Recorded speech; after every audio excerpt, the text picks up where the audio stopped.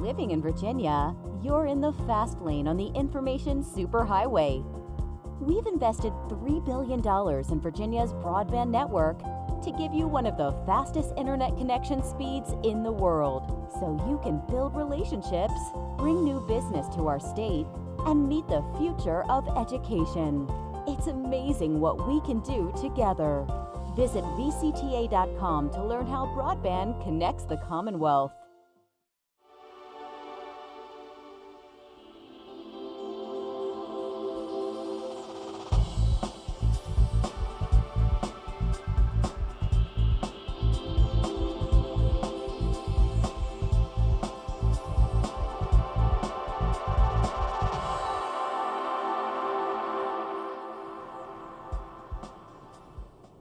From the General Assembly and the City of Richmond, I'm Woody Evans for Cable Reports, brought to you by the Virginia Cable Telecommunications Association and Comcast, connecting Virginians to their government. We're pleased to have Senator Barbara Favola with us today. Good to see you, Senator. Good morning, Woody. It's always a pleasure to be with you and to talk about issues that are going around in Richmond.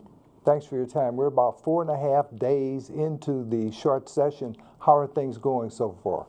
Well, this is, as you mentioned, it's a short session, so you really feel like you're drinking out of a fire hose because we'll still have a couple thousand bills to go through in 45 days. So it's a very busy session.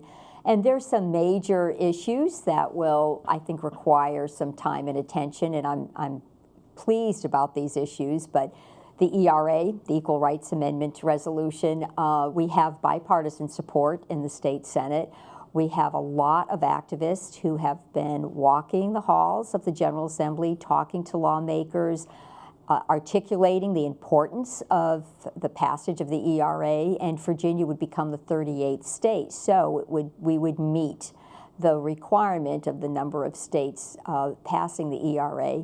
There's some conversation about, well, we're well past the deadline, but the deadline was established by Congress and could certainly be changed by Congress. So, and I want to say there's some passionate, how shall I put it, passionate movement against the ERA. So it's been an interesting few days. We're also talking about nonpartisan redistricting. There are a couple bills that will establish an independent commission. I think that's the way to go, and we would, in effect, try to create an amendment to our Constitution. And so a bill would have to pass, creating the amendment, and then the exact same bill would have to pass next year, because by law we have to pass it in 2 consecutive General Assembly sessions with an intervening General Assembly, with an intervening election, and then it would go before the voters. So I'm hoping we get something through that creates an independent commission. Again, lots of different options floating around. This year the governor has had some additional funds to spend. Part of this resulted from the Trump tax bill. So we're looking at options. I think the governor wants to ensure that our lowest income Virginians have an opportunity to access some hard-earned tax dollars because they proportionately pay more of their income than higher earners. And so the Earned Income Tax Credit Program is going to be evaluated, and hopefully we can use it in a robust way to help those Virginians who really need to have their dollars returned.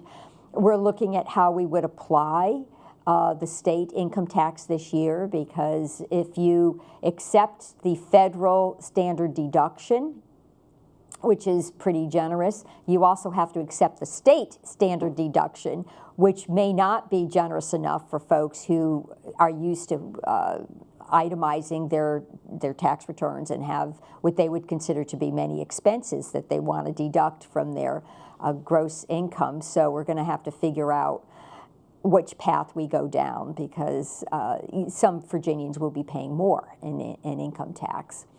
So interesting issues. Governor Northam created a budget that will invest in teachers. We passed a budget last year that gave teachers a 3% salary increase. His budget would provide a 2%. Of course, local governments would have to put some money on the table to be able to draw down those state dollars, but we have to get our teachers better paid. They are the linchpin to our future. They work hard, they're dedicated. The profession is a profession that should be one of high regard, and I really want to see the teacher pay salary go through. We're also talking about mental health services in the General Assembly. There's a big movement now to reduce the ratio of the number of counselors to students, and I am strongly behind that and have put in a budget amendment to do that. I also have put in a bill that would allow school systems to hire behavioral interventionists under the support personnel category, which would be a really good thing. We want to get to the cause of why children are misbehaving in school. We don't want to rely on suspension. That's just not a tool that enables our students to learn. So we really want to bring resources to the classroom so every child has an opportunity to participate, to learn, and to succeed. Personally, I'm working on bills that fall into several categories: access to health care, improving education and mental health services, and then trying to prevent abuse of children. And in the first category, accessing health care, I have a bill that talks about the essential health benefits. And these benefits are primary and prevention type services. They're services that are already outlined in the Affordable Care Act. And what I want to do is ensure that those services remain mandated in Virginia, regardless of what happens to the Affordable Care Act. And I also want to ensure that every insurance plan covers these basic primary and preventive services. And it's just critically important. We have some short-term plans that are very inexpensive, but they don't cover much, and individuals really don't realize how little insurance they're actually getting. So my bill would address the need to have this basic level of care covered by every insurance plan in the Commonwealth. We'll see. The pediatricians are supporting it, and some doctors' groups are supporting my bill. I hope it gets through. It hasn't been heard yet. Another bill I'm carrying deals with contraceptive care. And this bill, again, would require all insurance plans in the Commonwealth to carry contraceptive services or contraceptive care. And employers would have to offer the contraceptive care. The Trump administration just last year, through regulation, expanded the number of employer-type organizations who could opt out of providing contraceptive care through their insurance plans. My bill closes that loophole and also reduces co-pays.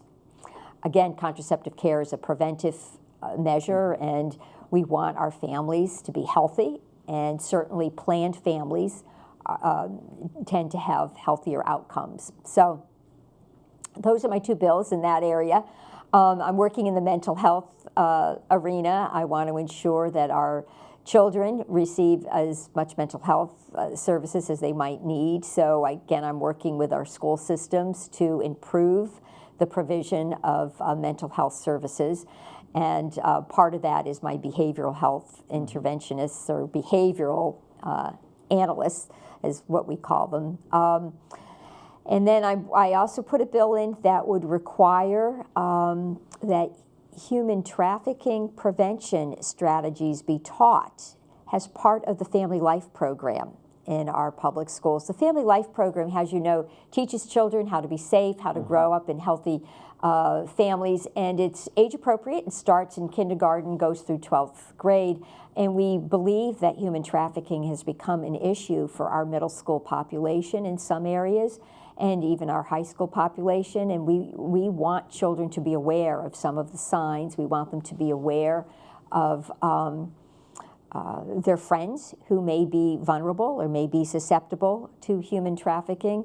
It's interesting, we found peer counseling to be a very valuable tool. As young people are faced with challenges, they tend to want to support each other. They tend to want to intervene to help a friend, and we need to help them do that. So it's been a very busy legislative year. Interestingly enough, a bill passed out of courts of justice, my bill, which would remove the death penalty as a sentencing option for those who are seriously mentally ill at the time the crime was committed. I'm trying to bring Virginia in line with the thinking of the U.S. Supreme Court for the past 15 years, which for the most part has argued if an individual doesn't know or understand the impact of his actions, then the death penalty should not be applied. It's a concept called culpability. So we had a very lively conversation on that topic in front of the Courts of Justice Committee. And I also am working on foster care. I have been an advocate for our foster care children for many years, and I've made great progress. And this year, I have a post-adoption bill. So it directs the juvenile domestic relations court to evaluate the possibility of having a foster youth continue some type of relationship with their natural-born family. And it would also affect foster youth who had been adopted. So there's some linkage with the family member. Quite a robust agenda there. Yeah, it's very busy. And what I'd like to do is circle back to the Equal Rights Amendment. Okay. Because obviously there's a lot of optimism around it. What's going to happen, you think, on the House side? I can't remember what happened last year in privileges and elections. I don't even know if there was a hearing on it last year. Yeah, I don't believe it got out of the committee last year. In fact, it did not in the House. And so it's going to be a struggle. You know, if the Republican leadership want the ERA resolution to come to the floor, it will come to the floor. I sincerely believe that if the ERA resolution is brought before the House of Delegates, the full House, that it will pass. So the issue is going to be whether it gets out of committee, and I am not following the House as closely as I follow the Senate, since I'm a member of the Senate. So I don't know for sure what will take place, but we're all very hopeful. I mean, at a minimum, it's the kind of issue that I believe every lawmaker wants the opportunity to vote on. Mm-hmm. It's transformational. We're talking about an amendment to the U.S. Constitution, and we should have an amendment that clearly says, you know, women are created equally. It just is such an important underpinning for all other laws. You know, a lot of the laws that are coming up related to equal pay for equal work and other contexts where you're taking one case at a time. If we had an underpinning in the U.S. Constitution about equality, we would have, I think, laws that were easier to interpret in terms of being equal, or whether or not they were equal. I think the test would be much more straightforward. Yeah, it would be a test that would be more straightforward, right? Yeah, I agree with you, because when it comes to gender discrimination under the 14th Amendment of the United States Constitution, it's a completely different animal from any other type of discrimination. Right, right. We're the only, of all the countries in the world that are governed with a constitution, we are the only one that does not have an amendment that deals with women's equality, which I think is a very interesting point. In terms of redistricting, as you know, I think this is the second time in about 5 years that the state of Virginia is back in court in terms of gerrymandering on racial grounds. And of course, the U.S. Supreme Court recently refused to intervene in a matter in federal district court that will have a significant impact on some state legislative districts. So that in and of itself highlights the need to have bipartisan or nonpartisan redistricting. So I think so. It sounds like this is a good year for that to occur. Well, we're certainly hopeful. You know, and it's got a lot of support. And again, it's another, when I'm talking to my students, it's a transformational item. Because if you have districts that are drawn by an independent commission, and the General Assembly, we hope, would have the restraint of voting for the redrawn districts in an up or down vote, not changing them. in effect, it would give us districts that are more moderate. So our lawmakers would be better able and more willing to compromise. Right now, if you have districts that are very lopsided with one party or the other, either all Democratic or all Republican, lawmakers tend to worry about primaries more than the general election. And if you're worried about primaries, you're going to navigate to the extreme portions of your political spectrum, which is not good. It's just not where most Virginians are. We need to be solutions-oriented. We need to be problem solvers. And as state lawmakers, we eventually get there, but we really get there in a very circuitous way. You know, it took us 4 years to pass Medicaid, and Medicaid expansion, I think to this day, in my 8 years, has been the most important vote I have taken, and I have worked very hard, you know, working on Medicaid expansion, budget amendment language, and working with interest groups to ensure that it passed. And I'm very proud that Medicaid expansion passed. But one of the elements that brought that issue to the floor was the Democrats picked up 15 House seats. And they ran, each one ran on health care and access to health care. So that showed in very bright colors, it showed that health care was important, access was important, and that moved the General Assembly. And of course, the makeup of those 15 new members, a lot of them are women. Yes, 11 of the 15 are women. We have a very diverse population now in the House of Delegates. I'm hoping it continues to become diverse. It's just, you know, it's important to have many voices at the table. It's important to have everybody represented. And you're just going to get better laws. You're going to have a wider view of the world, and the world is changing. You know, I represent the 31st Senate District, which has large portions of Arlington, but it goes up the Potomac River, so I have parts of McLean and all the Great Falls. I even go out to Loudoun. I have 6 precincts in Loudoun, and my district's very diverse, and it's wonderful. It's very interesting.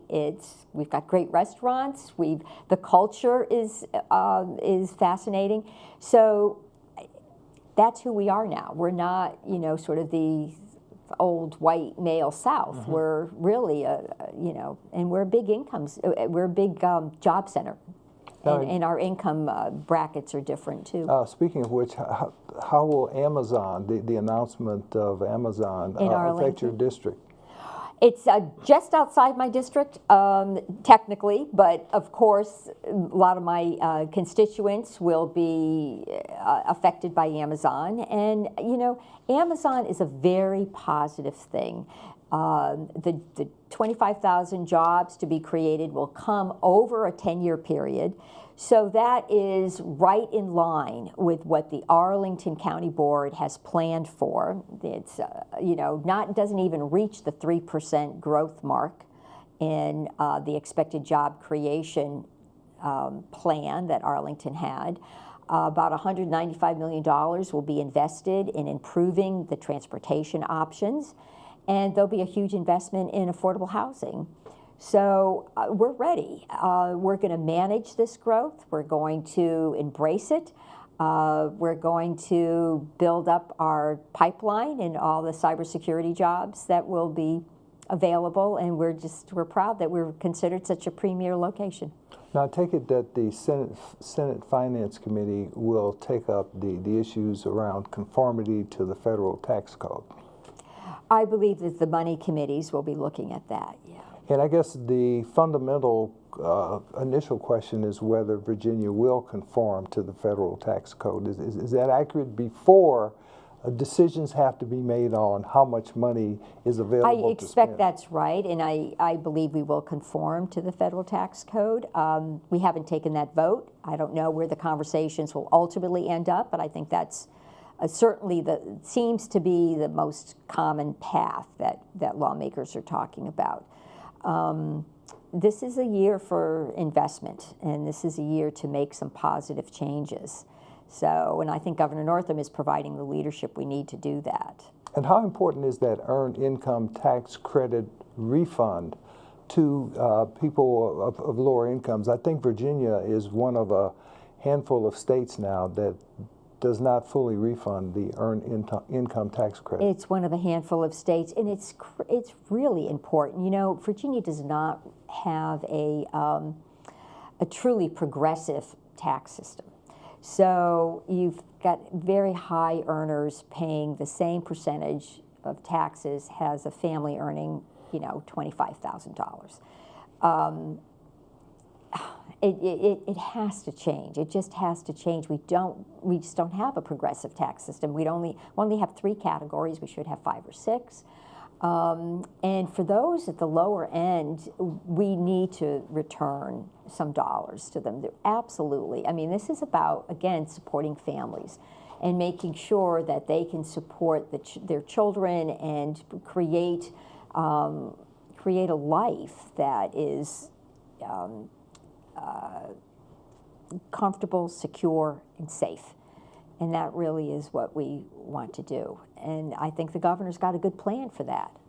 I also see some people were surprised that the minimum wage initiative is gaining some steam in the Senate. It's gaining some steam, and it's going to come to the floor. And I actually think it might pass. I don't know if it'll be close, but it's time. I mean, goodness, you know, if we had indexed the federal minimum wage to a consumer price index for the last 10 years, it would have been up to about $12. I think this one is $15, and it's phased in. So, again, that's another piece of the puzzle in allowing our working families to be able to provide a safe and secure life for their children. And it's just incredibly important. And I think if you're willing to do a full day of work, you should make a living wage.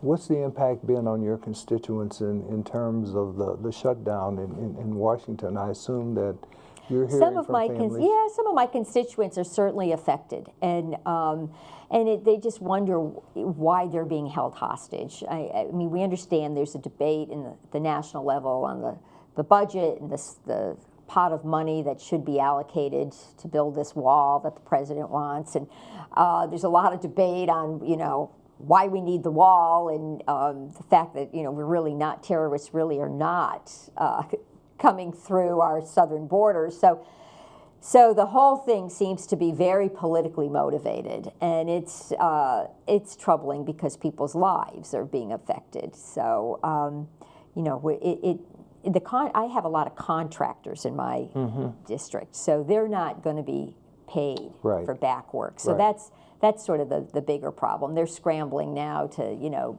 pick up additional business and do other things, but something has got to give. Absolutely. Now, the resource needs in the schools that you talked about earlier. Now, we have kids who are confronted with many more problems than you and I were ever confronted with as youngsters. And as you indicate, we want to get to the root causes of those problems and try to help them, which in turn obviously helps the teachers, because a lot of their time is taken up with just dealing with these problems children have. And I understand the ratio of those resources are way out of whack now. They're way out of whack. Yeah, the governor's budget, and many of us put in amendments to buttress his budget, but he wants one school counselor to 250 students, which would bring us in line with the best practice model. And we also would like counselors to be able to spend more of their time. One recommendation is to have counselors spend 80% of their time with direct counseling services to the student and not doing as much testing or monitoring or paperwork, if you will.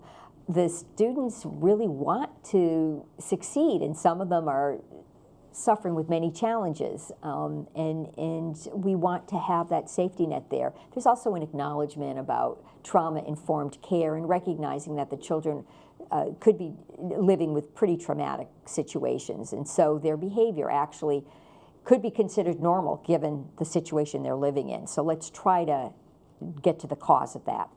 Now, what about school resource officers? It appears that they have become an arm of law enforcement more than anything else. They're referring a lot of children to criminal courts now. Well, the school resource officers, they always were an extension of the police force.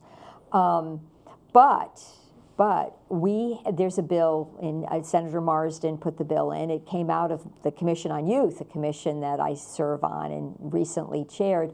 And what this commission decided, what our commission decided, was we really need to have some training of these school resource officers. They need to be a little bit more culturally sensitive. We don't want racial bias in how children are treated. And to the degree possible, we would like to see schools intervene on behavioral problems and not have referrals to the police.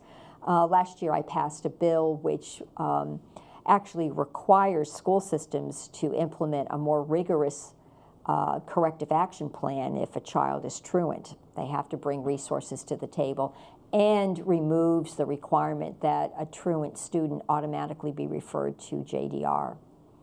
What about reproductive rights in general? I mean, we still have on the books, I believe, some pretty repressive legislation. Oh, we do, and the General Assembly will just have to change for us to remove those restrictions. You know, there have been bills that were trying to codify Roe versus Wade, because of course there's a lot of anxiety that the U.S. Supreme Court will allow the states to unravel the Roe versus Wade protections. It's a challenge. We just are. This is what elections are all about, but I think now more than ever, who your state lawmakers are, what their values are, and how they will vote really matters. You also talked about foster care.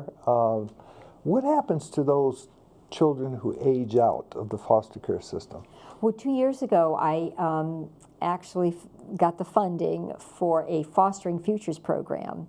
70% of the dollars are drawn down from the federal government, but we had to put 20% on the table. And Fostering Futures allows students at the age of 18, if they're foster kids, if they're willing to come up with a plan for their future, either an education plan or a job training plan, or or even a career that they want to enter right away, if they can come up with a plan and be willing to implement it, we can provide dollars to help support them do that. And that is critically important, because in the past, they were exiting from the foster care system with no safety net. So they had no ability to go on to, a community college or to get a training, because they had no dollars to just pay the bills.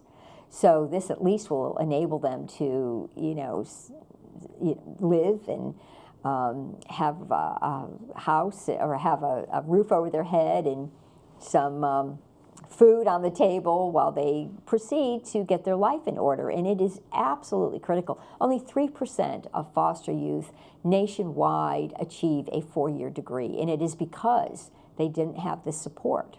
Not that they didn't want to, not that they didn't have potential.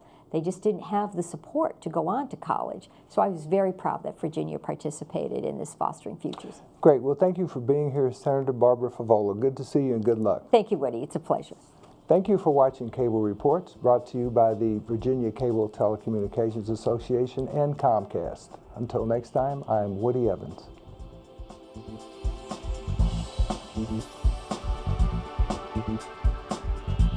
Mm-hmm.